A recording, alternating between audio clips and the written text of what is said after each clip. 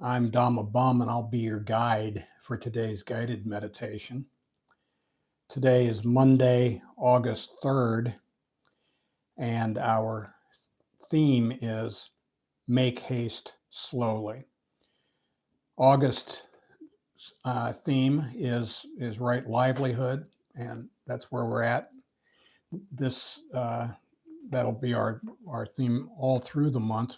Mostly we're going to look at teachers and teaching. Last week, we looked at the 5 Khandhas and the 3 marks of existence. Today, we're going to look at how to apply them. And spoiler alert, we apply them slowly with all due deliberate speed. On Mondays, we look to the coming week, and we'd encourage people to look at the description box in this and previous episodes. In about 24 hours, there will be a closed caption version, and there will be a transcript with that too. In about a day, also, the super thanks button will be available. It won't be available until then. We do guided meditation in the hopes that participants will pick up enough pointers and develop enough interest that you'll consider doing this in your own home, in your own garden, on a daily basis. In this group, the first half of our meditation is samatha, or serenity. We calm down and get into the groove. Then we turn to panya, or wisdom. Some people say vipassana, but it always goes in that direction. First we get serene, then we wise up. Wisdom never arises from a mind in turmoil. Now, the first 10 minutes or so might be good for beginners if you just want a simple meditation. The last half, the panya section, might be a little too much inside baseball for beginners. Anyway, with that, on my mark.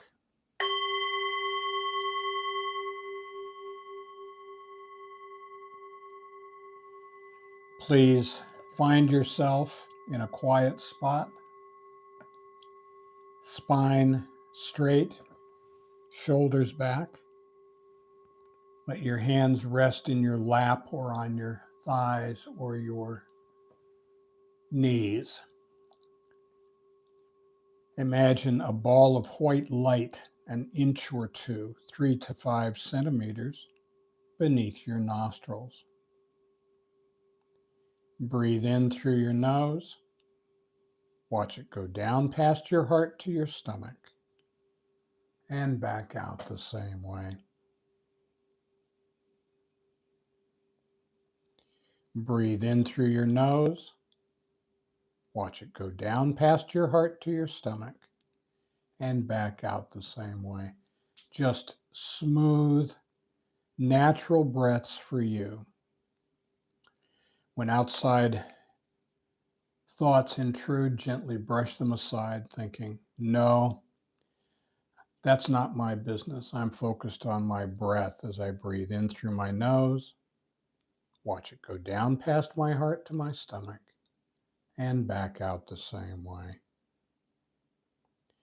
Empty your mind. On Mondays, we always start with the Dhammapada, verses 1 and 2. Mind is the forerunner of all things. Think and act with a corrupt heart, and sorrow will follow as surely as the cart follows the ox that pulls it. Mind is the forerunner of all things. Think and act with a pure heart, and happiness follows as surely as one's never departing shadow. So we are taught that our mind creates our moods, delusions, obsessions, and that they are all impermanent, anicca, unsatisfactory, dukkha, and not the self, anatta.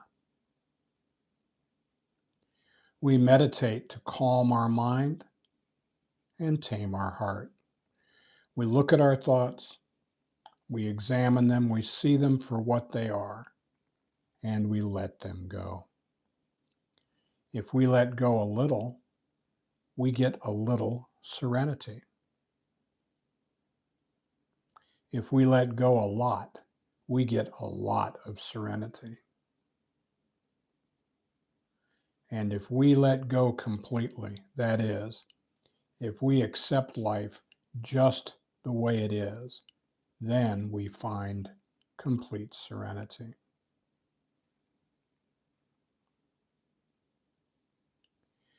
We need to say a word about the 5 khandhas, or clinging aggregates. Our human life is composed of 5 factors. They are our body,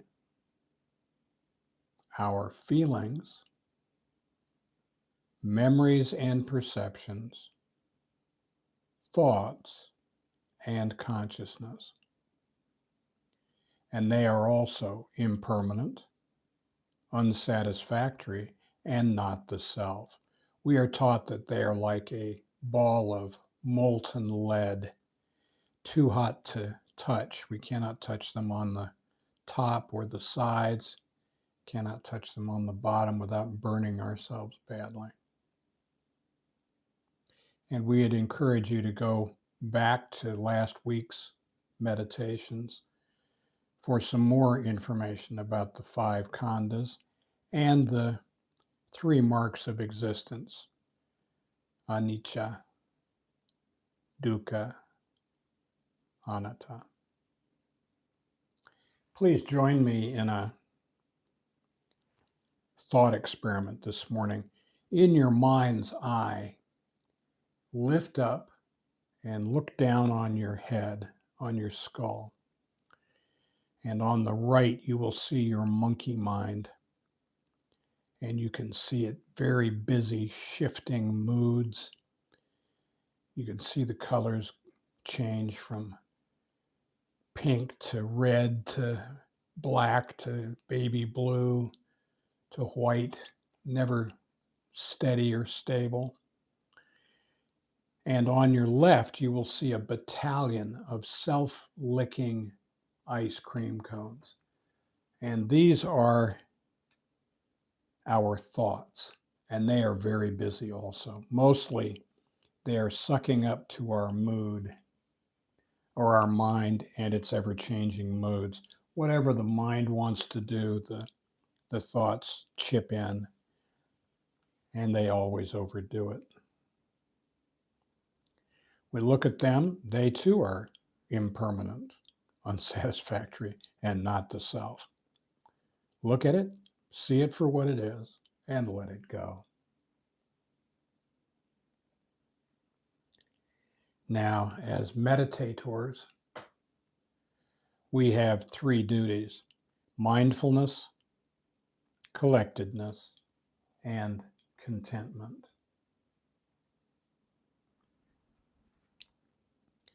Mindfulness. In this group, we use the ball of light. We watch as it goes in through our nose, down past our heart to our stomach, and back out the same way. We also listen to the Dhamma talk, not to become attached to the words, but to let the words wash over us and seep into our consciousness. Our second duty is collectedness. Some people say concentration. When outside issues intrude, outside thoughts, when, not if, they will intrude, we gently brush them aside, thinking, no, that's not my business. I'm focused on my breath. And our third duty is contentment. We have a responsibility to ourselves, to the universe, to our partners, to our communities, to be content now. However we are right this second, that's how we are.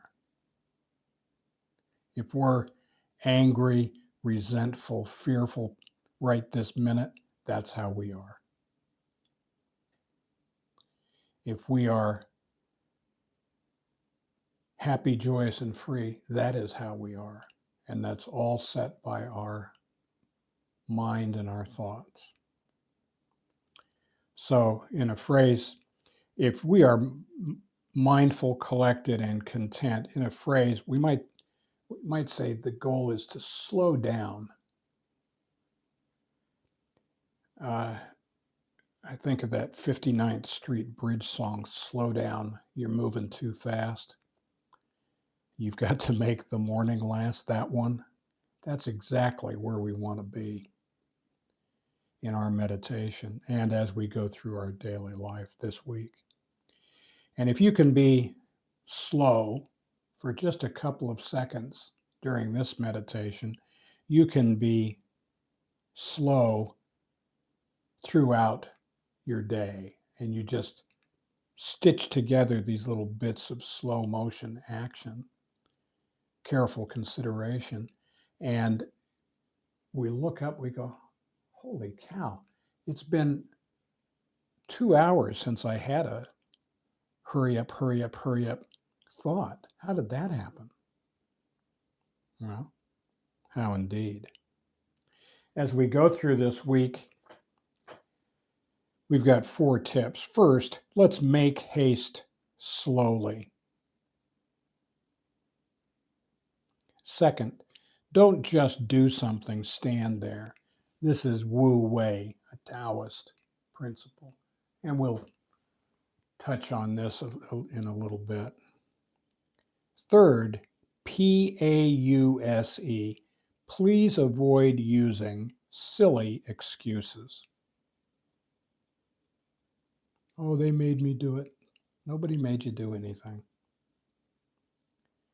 And fourth, let's practice patient endurance. In other words, let's accept that life is transitory, it is unsatisfactory, and it is not us. You know who else likes to rush around? And well, we got to do this right now. Teenagers and used car salesmen. So we want to avoid that if we can. And for beginners, that's the first half. You may want to take a break at that. As we move into Panya, or wisdom, some people say Vipassana, make haste slowly. The Dhamma says that right this second we should act mindfully, that the only time we have is now. The past, can't change what we had for breakfast this morning. The future, we have no idea, none. Now is the only time we have. So here are some questions before we take actions. Does this, whatever this is, need to be said or done? Does it need to be said or done by me?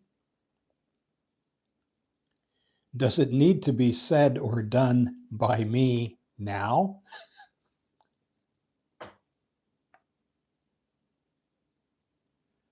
What business is this of mine? Who benefits? 100 years from now, will this matter? And here's a quiz for you.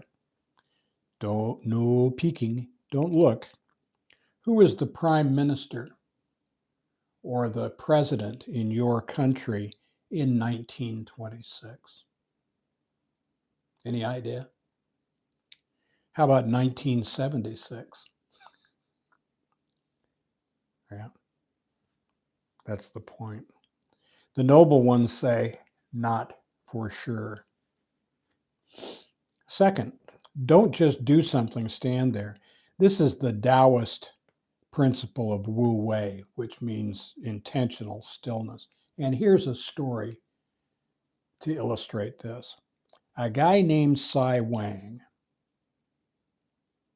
and his son raised horses on the frontier in ancient China.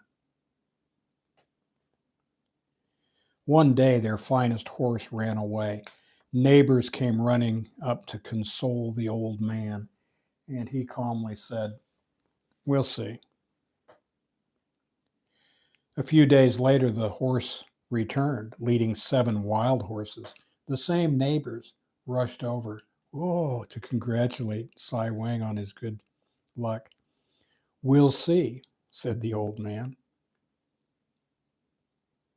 The next week, as the old man's son was training one of the wild horses, he was thrown and broke his legs.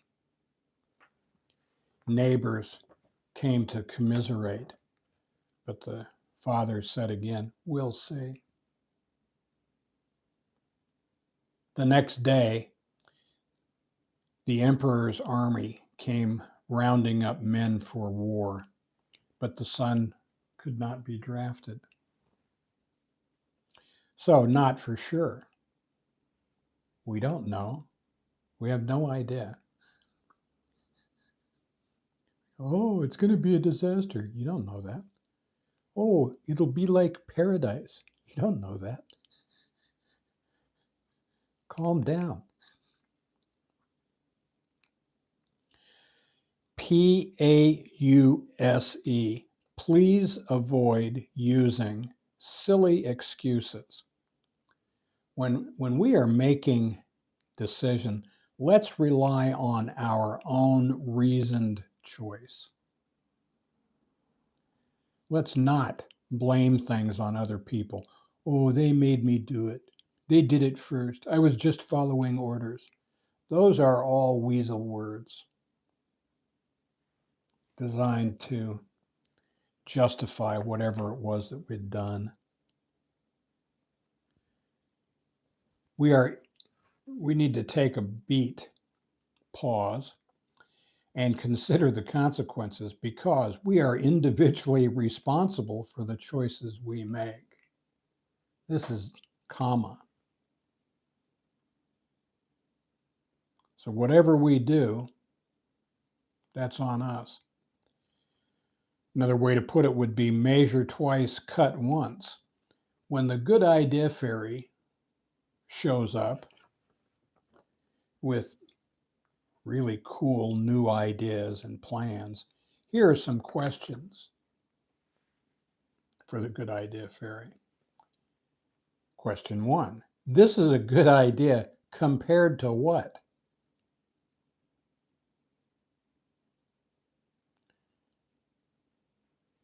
Question 2. At what cost? Question 3. What good data do we have? Now, most good idea fairies have no answers to those things. They just, it just is. It's just a wonderful thing. It's just better. We'll see. Humility is the pause. So we need to slow down. We need to take a tick, look at this, consider, and don't rush into things.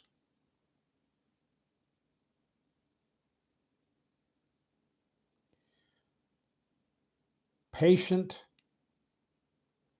endurance. Let's practice patient endurance. The Dhammapada, verses 183 and 184. Doing no evil, engaging in what is skillful, and purifying one's mind. This is the teaching of the Buddha. Patient endurance is the supreme austerity.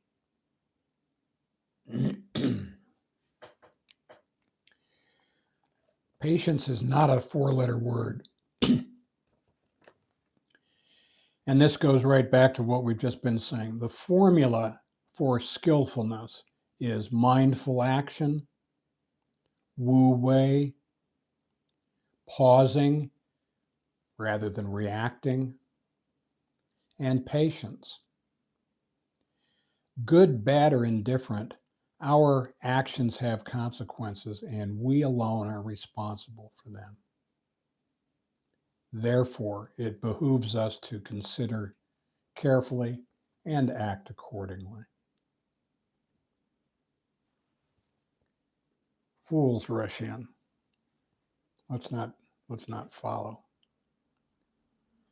So, the Buddha taught us that our body, feelings, memories and perceptions, thoughts, and consciousness, the 5 khandhas, are like a ball of molten lead, too hot to touch. He taught us that all of these conditioned factors in life are anicca, they are as impermanent as shadows. Dukkha, they are suffering. And anatta, they are not me, my, or mine. They are not the self. So we look at them, we see them for what they are, and we let them go. Whether we are in meditation this week or going through our daily lives, we practice some restraint. We slow down. We make haste slowly. So this week, as you go through your days, if you find yourself feeling restless, irritable, or discontent, pause, take a breath, excuse yourself, step into the next room and close the door. Put your earphones in, cue up this recording, and imagine a ball of white light an inch or two below your nostrils. Breathe in through your nose. Watch it go down past your heart to your stomach and back out the same way. Namaste.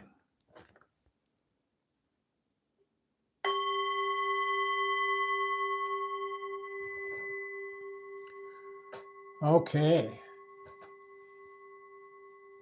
Thank you for coming. This week, on Friday, our next session will be Friday, August 7th. That'll be at 3:45 Japan time. All of our times are Japan time. If you're already here, you know how to get here. If not, please go to the Daily Dhamma channel on YouTube, and you will find in today's reading for August 3rd a blurb about steps to take if you're interested in joining us in the live stream. You don't need to do that. Most people don't. Most people are busy and they have jobs and stuff like that. Most people listen later on. By the way, the Daily Dhamma, A Letter to Our Children, that's the book upon which the YouTube channel and these meditations is primarily based, is now available on Kindle Unlimited. If you're a member of Kindle Unlimited, you can download a copy for free, and we'd encourage you to do that. And thank you very much for coming, and we will see you again next week. Namaste. Oh, wait a minute, not next week. We'll see you again on Friday. My mistake. I should slow down, huh? Namaste.